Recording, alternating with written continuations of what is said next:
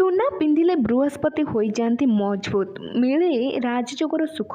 ଏହି ରାଶିର ବ୍ୟକ୍ତିମାନଙ୍କୁ ସୁନା ପିନ୍ଧିବା ବହୁତ ଶୁଭ ମନାଯାଇଥାଏ। ଜ୍ୟୋତିଷଶାସ୍ତ୍ରରେ ସୁନା ପିନ୍ଧିବା ବହୁତ ଶୁଭ ମନାଯାଏ। କୁଣ୍ଡଳୀରେ ଗ୍ରହ ଦୋଷ, ଭାଗ୍ୟ ବୃଦ୍ଧି ଓ ରୋଗ ନିବାରଣ ପାଇଁ ଅନେକ ରତ୍ନ ଧାରଣ କରନ୍ତି ବା ସୁନାକୁ ମଧ୍ୟ ଧାରଣ କରାଯାଏ।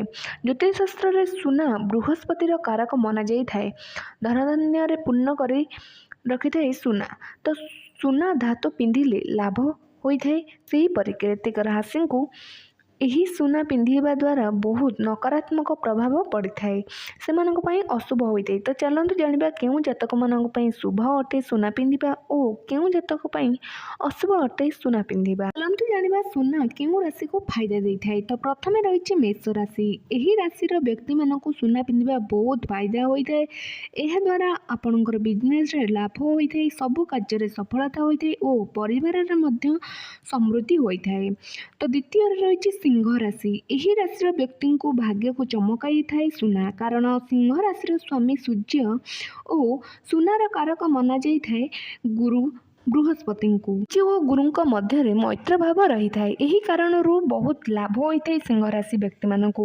ଏବେ ତୃତୀୟରେ ରହିଛି କନ୍ୟା ରାଶି, ଯାହାକୁ ବହୁତ ଫାଇଦା ହୋଇଥାଏ, କାରଣ କନ୍ୟା ରାଶିର ପଞ୍ଚମ ବା ସପ୍ତମ ଘରର ସ୍ୱାମୀ ହେଉଛନ୍ତି ବୃହସ୍ପତି ମନାଯାଇଥାଏ। ସୁନାର ଜିନିଷ ପିନ୍ଧିବା ବହୁତ ଶୁଭ ମନାଯାଇଥାଏ।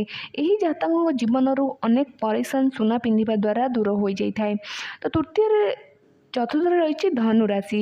ଧନୁରାଶିର ସ୍ୱାମୀ ହେଉଛନ୍ତି ବୃହସ୍ପତି ଓ ସୁନାର କାରକ ମଧ୍ୟ ହୋଇଥାନ୍ତି ବୃହସ୍ପତି। ତ ଧନୁରାଶିମାନଙ୍କ ପାଇଁ ଅତ୍ୟନ୍ତ ଶୁଭ କାଫି ମନାଯାଇଥାଏ। ସଫଳତା ପ୍ରାପ୍ତିରେ ମଧ୍ୟ ସୁନାର ଯୋଗ ବହୁତ ରହିଥାଏ।